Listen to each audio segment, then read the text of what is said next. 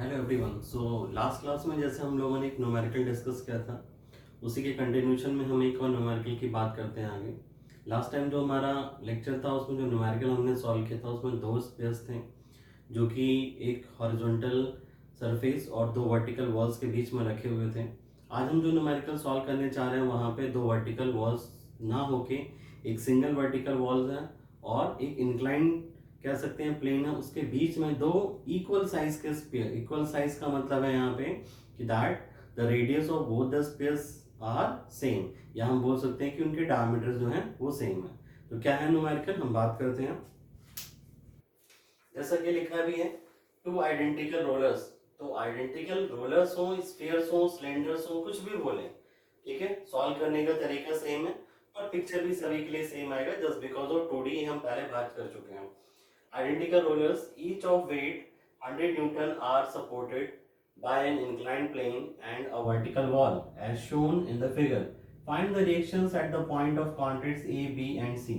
तो point of contacts A, B, C जो है यहाँ पे हमें given है. It's the center of these rollers. First one is O1 and this one is O2. Let the name of this sphere is P and this is Q. तो जैसा कि मैंने लास्ट क्लास में भी आपको बताया था कि हम अपनी तरफ से भी जो कुछ डाटा है या कह सकते हैं कि कुछ नॉमेनक्लेचर जो है वो लिख सकते हैं, ठीक है ना, उसमें कोई प्रॉब्लम नहीं होती है। तो हमने यहाँ पे जो गिवन वैल्यूज है उनको लिखा, जो भी डाटा हमें गिवन है दैट आरपी हमने बोला कि भाई जो रेडियस है आइडेंटिकल रोलर्स बोला है, this one is very important one, two identical rollers, ठीक है, मीन्स उनके रेडियस सेम होंगे। तो हमने बोला आरपी और आरक्यू दोनों क्या है, इक्वल टू आर है, और आर की वैल्यू जो है हमें वो यहाँ पे गिवन नहीं है, ठीक है ना। रेडियस जो है वो कितने हैं वो हमें यहाँ पे नहीं गिवन है, ठीक है, तो हमने उसे आर एज्यूम कर लिया। और दोनों का वेट जो है वो 100 न्यूटन बोला गया है, तो हमने W B equal to W Q equal to 100 newton बोल दिया उसे। और हमें जो फाइंड आउट करना है आर ए, आर बी और आर सी, ये रिएक्शंस फाइंड आउट करने हैं। यहाँ पे एक और कॉन्टेक्ट आपको दिख रहा है, दिस वन, जहाँ पे दोनों स्फीयर्स एक दूसरे को कॉन्टेक्ट कर रहे हैं। तो हमने बोल दिया कि let's suppose this point is, यहाँ पे हम बोल देते हैं दिस इज कैपिटल डी। अब हम इन दोनों स्पेस का फ्री बॉडी डायग्राम ड्रॉ करेंगे। लास्ट क्लास में भी हमने डिस्कस किया था, इसको उठाया हमने यहाँ रख दिया, ऐसे इसको उठाया थोड़ा सा सेपरेट करके नीचे की तरफ हमने यहाँ पे इसको रखा, और फिर हमने जो कॉन्टेक्ट सरफेसेस हैं कॉन्टेक्ट पॉइंट्स पर उनको ड्रॉ किया बाय द डॉटेड लाइन। ये इंक्लाइन प्लेन पर this is point A, this is point B, this is सी,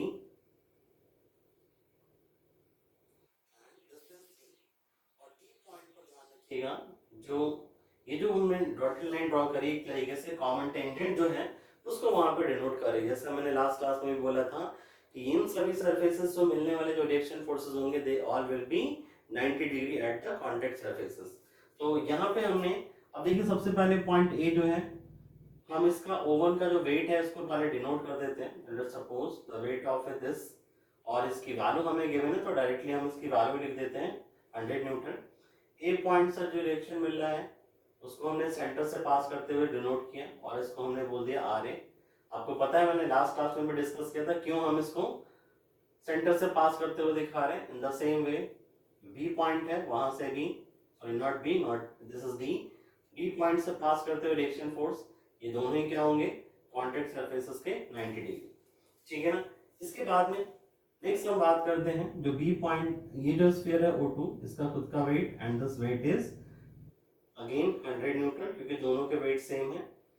यहाँ पे जो एक्शन रिएक्शन से जो आरडी का रिएक्शन यहाँ दिया गया था वही रिएक्शन यहाँ पे क्या होगा, रिवर्स हो जाएगा, that will be something like this, this is RD. और इस बी पॉइंट से एक रिएक्शन फोर्स हमें मिलेगा जो फिर से सेंटर से पास करते हुए हमें दिखाई देगा and this is R B value. और इस पॉइंट सी से एक रिएक्शन फोर्स जो कि हमें इस तरीके से दिखेगा हॉरिजॉन्टल डायरेक्शन में और 90 degree to the contact surfaces, ये सारे हमने यहाँ पे डिनोट कर दिए and this is RC reaction.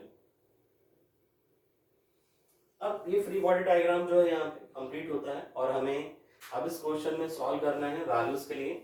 अब ध्यान से देखिए, अगर ये क्वेश्चन जो है यहाँ पे दोनों स्फीयर्स अगर इंक्लाइंड सरफेस को टच कर रहे हैं, इस क्वेश्चन को हमें सॉल्व करना बहुत आसान हो जाता है अगर मैं फोर्सेस को बैलेंस करूं, कैसे, parallel to the inclined plane और perpendicular to the inclined plane. तो हमने क्या किया, जो एक्सेस हैं उन एक्सेस को इस प्लेन के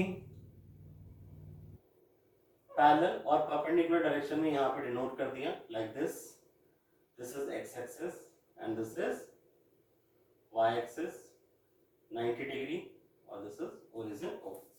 अब हम जो फर्स्ट पार्ट जो हमारे पास है अगर हम ध्यान से देखें तो ये जो आर डी और आर ए परपेंडिकुलर है, आर डी क्या है, ये हमारी इन दोनों सेंटर्स को ज्वाइनिंग करने वाली लाइन जो है उसके अराउंड वर्क कर रहे होंगे। तो अगर हम ये लाइन ज्वाइनिंग जो है यहाँ पे थोड़ी देर के लिए इसको मिलाते हैं तो आप ध्यान से देखिए this is the line joining point D से, और साथ ही साथ मैंने पॉइंट O1 से एक परपेंडिकुलर ड्रॉप किया, डॉटेड लाइन से हम ड्रॉ कर देते हैं, और in the same way O2 point हमने परपेंडिकुलर ड्रॉप किया इंक्लाइंड प्लेन पे।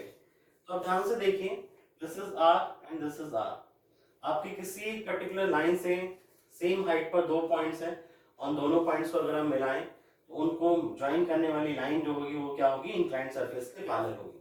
इसका मतलब क्या हुआ कि ये जो इंक्लाइंड, ये जो एंगल है आर डी का फोर्स जो है ये बेसिकली हमारा क्या है, पैरेलल है किसके, इस इंक्लाइंड सरफेस के। तो अगर हमें कहीं से इसके एंगल की जरूरत पड़ेगी तो हम आसानी से वो एंगल देख सकते हैं, लेकिन यहाँ पे हमें जो एंगल जरूरत है मेन बेसिकली वो है यहाँ पे कि ये जो आर ए का रिएक्शन फोर्स है वर्टिकल डायरेक्शन से कितना एंगल बना रहा होगा, मींस इस डायरेक्शन से जिसके अलोंग वेट लगा है this is equal to what, 30 degree. Inclined plane का कॉन्सेप्ट हम लोगों ने लास्ट क्लास में समझा था, हम उसी कॉन्सेप्ट से बता सकते हैं कि इन एंगल्स, ये जो फोर्सेस हैं इनके एंगल्स हमारे पास इस तरीके से हो जाएंगे। अब ये जो आरसी, जैसे मैंने बोला कि फोर्सेस को बैलेंस अगर हम करें हॉरिजॉन्टल इस तरीके से और इसके वर्टिकल डायरेक्शन में तो हमें इसे सॉल्व करना आसान हो जाएगा, तो वही काम हम यहाँ पे कर रहे हैं। अब ध्यान से देखिए ये जो लाइन ज्वाइनिंग है यानी कि जो आरडी है, ठीक है, इस आरसी के साथ में जो एंगल बना रहा होगा अगर हम ध्यान से देखें तो this angle will be nothing but this is what, this is 30 degree, जो कि हमारा इंक्लाइंड प्लेन भी होगा क्योंकि ये आरडी का जो रिएक्शन फोर्स है वो इस इंक्लाइंड सरफेस के पैरेलल ही हमारा इस पॉइंट डी से और सेंटर को मिलाने वाली लाइन ज्वाइनिंग के अलोंग ही लग रहा होगा। ठीक है, तो ये तीनों जो डायग्राम्स थे वो हमें मिल गए। आप यहाँ पे नामीज भी लगा सकते हैं और फोर्सेस को रिजॉल्व भी कर सकते हैं, जैसे हमने प्रीवियस क्वेश्चन में किया था। आप दोनों तरीके से इस क्वेश्चन को सॉल्व कर सकते हैं जैसा आपको समझ में आता है। ठीक है, सबसे पहले हम बात करते हैं इस वाले स्फीयर पी जो है इसके इक्विलिब्रियम को लेके, तो मैंने यहाँ पे कैपिटल पी लिख दिया और इसको हमने यहाँ पे कैपिटल क्यू करके इस तरीके से डिनोट कर दिया। तो हम बोलते हैं for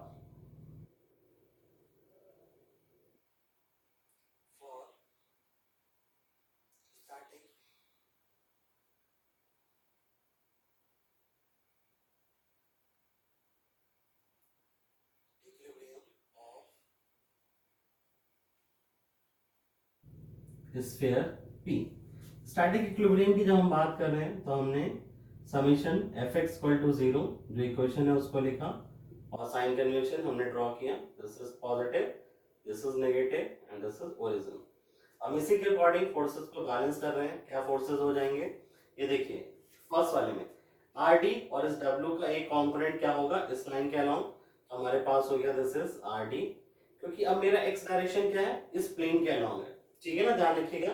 this is R D minus sign के साथ डब्ल्यू यानी कि 100 और this is sine 30 degree equal to 0, और जब आप इसे सॉल्व करेंगे you will get capital D S, जो रिएक्शन फोर्स आपको यहाँ पे मिलेगा वो वैल्यू में डायरेक्टली बता देता हूँ, this is something 50 newton, this force is equal to 50 Newton.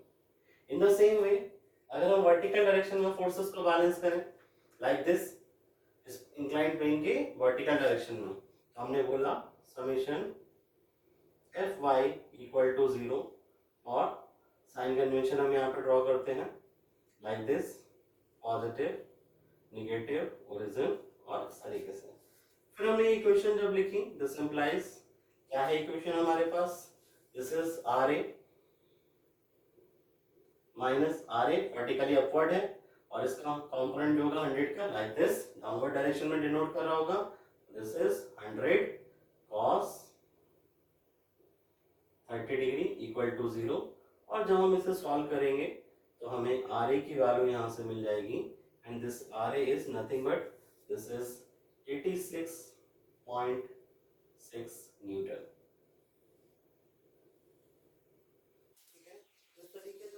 Forces हैं उनको हमने यहाँ पे फाइंड आउट किया।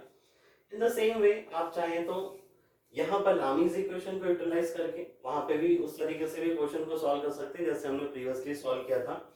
फिर हम स्फीयर क्यू जो है इसका इक्विलिब्रियम जो है उसे कंसीडर करते हैं, तो हम लिखते हैं नेक्स्ट लाइन में फॉर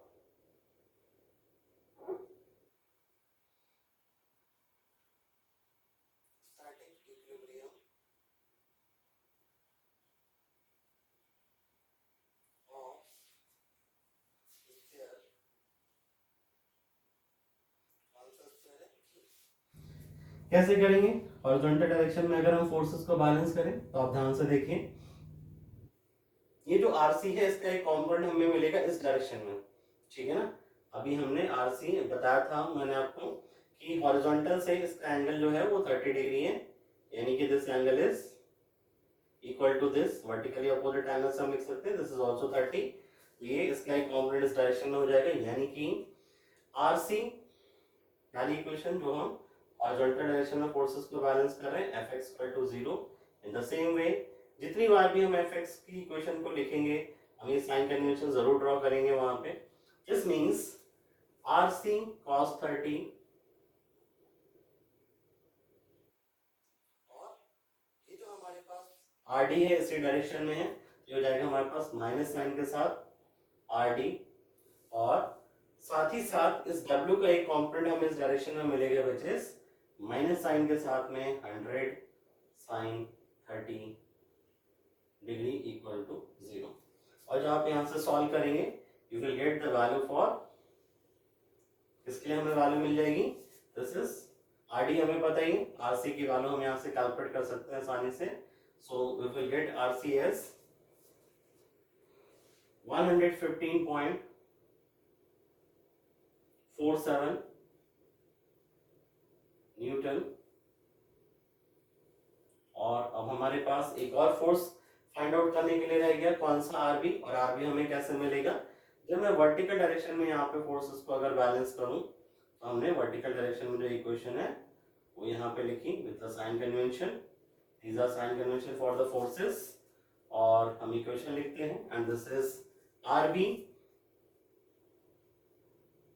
और साथ ही साथ इस आरसी का एक कंपोनेंट डाउनवर्ड डायरेक्शन में तो माइनस साइन के साथ आरसी टाइम्स साइन 30, और इसी तरीके से W का एक कंपोनेंट डाउनवर्ड डायरेक्शन में ऐसे इस तरीके से हो जाएगा 100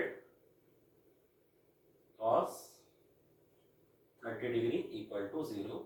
और जब हम इसको सॉल्व करेंगे तो we will get the value for RB and RB will come as this is 144.34 newton. आप कैलकुलेटर से सॉल्व करके देखिएगा, अगर थोड़ा बहुत कोशिश करिए डेसिमल के 2 प्लेसेस तक इनको राउंड ऑफ करके रखिए, ठीक है, जो भी आंसर्स हमारे आते हैं उनको, और आगे क्वेश्चन में यूज करिए तो वो कभी भी गलत होंगे। जिस तरीके से आपने देखा कि कैसे हम जो एक इंक्लाइन प्लेन और यहाँ पर वर्टिकल वॉल के बीच में दो स्फीयर जो रखे हैं उनको सॉल्व कर सकते हैं। अब यहीं पे ध्यान रखिएगा, ऐसा भी हो सकता है कि इनमें से कोई एक स्फीयर जो है दोनों के साइज बराबर ना हो, ठीक है, किसी एक का साइज ज्यादा मतलब बड़ा हो और दूसरा क्या हो छोटा हो, ठीक है, तो उस केस में भी हम यहाँ पे आसानी से जो कह सकते हैं कैलकुलेशंस है उनको कर सकते हैं। मैं आपको थोड़ा सा हिंट दे देता हूँ कैसे हम इसको सॉल्व करेंगे। तो हम यहाँ पे एक डायग्राम ड्रॉ कर लेते हैं। लेट्स सपोज हमारे पास दो स्फीयर्स यहाँ पे गिवन है, एक स्फीयर जो है वो उसका साइज जो है वो थोड़ा छोटा है, और वहीं पे दूसरा स्फीयर है, थोड़ा इनलार्ज कर देता हूं ताकि बोर्ड पे आपको स्क्रीन पे थोड़ा दिखाई दे सही से। एक स्फीयर तो हमारे पास ये हो गया, और दूसरा स्फीयर जो उसके साथ में अटैच है वो कुछ हमारा इस तरीके से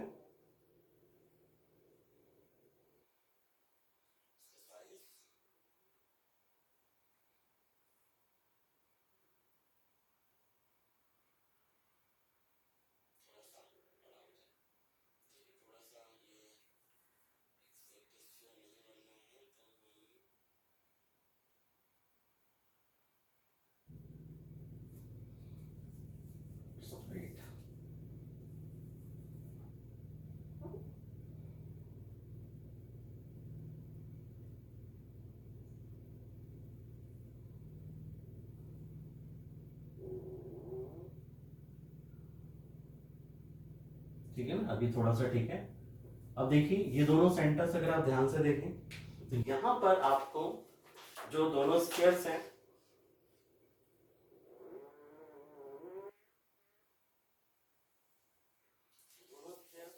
साइज जो है रेडियस दोनों का अलग अलग है।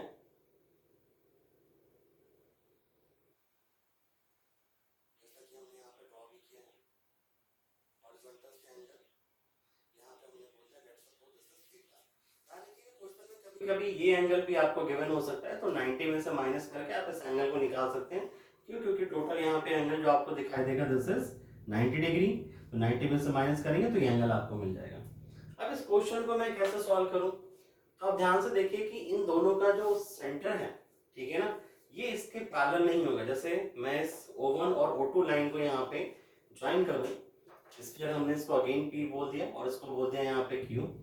तो अगर हम इन दोनों सेंटर्स को ज्वाइन करते हुए एक लाइन जो है डॉटेड लाइन में यहाँ पे बनाओ, तो आप देख रहे हैं कि दोनों के स्फीयर्स और साथ ही साथ जो पॉइंट ऑफ कॉन्टेक्ट से हमने वहाँ पे परपेंडिकुलर्स ड्रॉप किए इस तरीके से, ये रहे दोनों परपेंडिकुलर्स, ठीक है। This point is let's suppose A and this is B, this is centre O1 and this is O2।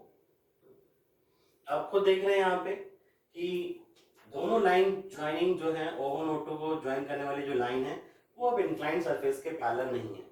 लेकिन अगर मैं O1 पॉइंट से एक परपेंडिकुलर ड्रॉप करूं O2 B लाइन पे, किस तरीके से ड्रॉ कर सकते हैं, हमने इस तरीके से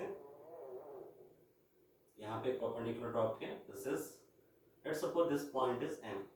तो यहाँ पे आपको एक ट्रायंगल दिख रहा होगा, दिस इज O2 O1 और M ट्रायंगल। ये हमारे पास रेडियस हमें पता है R1 है, लेट्स सपोज इस वाले स्फीयर का जो रेडियस है वो हमें मालूम है R2 है, ठीक है। तो हम यहाँ से O2M की वैल्यू जो है उसको कैलकुलेट कर सकते हैं आसानी से, हाँ या ना, ठीक है। तो this O2M will be equal to O2B minus O1A, और O2B हमारे पास क्या है R2 के इक्वल एंड माइनस R1, तो डिस्टेंस हमें मिल गई। इसी तरीके से ये O1 एंड O2 इनके बीच की डिस्टेंस क्या हो जाएगी R1 प्लस R2 के इक्वल, ये R1 और ये R2 वैल्यू, ठीक है ना। तो अब ध्यान से देखिए, अगर मैं इस एंगल को थोड़ी देर के लिए यहाँ पे बोलूं कि that this angle is alpha, तो क्या हम यहाँ से इस राइट एंगल ट्रायंगल से अल्फा निकाल सकते हैं? तो हम आसानी से बात कर सकते हैं फ्रॉम ट्रायंगल, कौन सा triangle, O1 O2M, O1 O2M, और हमें ये साइड पता है विच इज हाइपोटेन्यूज, ये बेस हो गया, ये परपेंडिकुलर, तो यानी कि हम यहाँ पे साइन अल्फा का रिलेशन यूटिलाइज कर लेते हैं, और परपेंडिकुलर अपॉन बेस यानी कि O2M divided by O1 O2, ठीक है। सॉल्व करेंगे यहाँ से, तो दिस इज सिंपली, हमें वैल्यूज पता है सारी, पुट करिए, न्यूमेरिकल डाटा हमें गिवन है, तो हम आसानी से इस वैल्यू को सॉल्व कर सकते हैं। तो देखा आपने किस तरीके से हमने यहाँ पे जो न्यूमेरिकल है उसको सॉल्व किया। अब यहाँ पे एक चीज और आती है छोटी सी, कि हमें जो एंगल है यहाँ पे उससे पता करने की जरूरत पड़ेगी। ये रिएक्शन फोर्स जो है, ध्यान रखिएगा, अब इसके पैरेलल नहीं है, तो ये रिएक्शन फोर्स वर्टिकल से कितना एंगल बना रहा है ये हमको यहाँ पे फाइंड आउट करने की जरूरत पड़ जाएगी। तो उसके लिए मैं थोड़ा सा ज्योमेट्री जो है यहीं पे ड्रॉ कर लेता हूँ, और कैसे हम उस एंगल को फाइंड आउट करेंगे वो मैं आपको यहाँ पे थोड़ा सा बता देता हूँ, ताकि आपको ऐसा कोई क्वेश्चन आए तो आप आसानी से उसको सॉल्व कर पाए, ठीक है।